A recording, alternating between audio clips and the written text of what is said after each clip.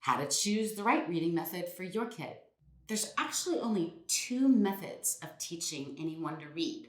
One is you actually teach them the sounds of the letters and letter combinations, like AI goes A usually, or you teach them to memorize the whole word or guessing at the word.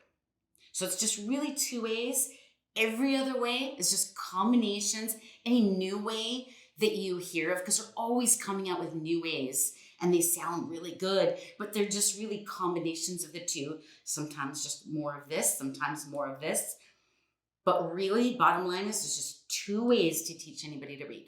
Now, here's an example, phonics, right? If they've learned the sounds of the letter and they're starting to blend, they can actually go ob, bob, right? They can sound these out. So take these books, for instance.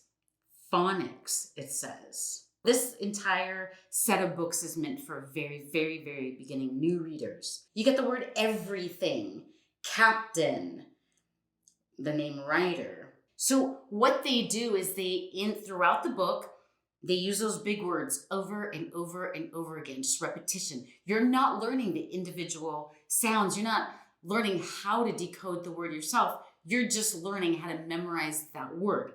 That's not phonics. It says phonics, it's not phonics. Another thing to keep in mind is when they're nice and simple, like I've heard some people comment like, oh, the child needs to be challenged. Well, nobody needs to be challenged that much. That's just too much. When they're just learning words like this and then you give them a word like everything, that just defeats the child right out of the gate.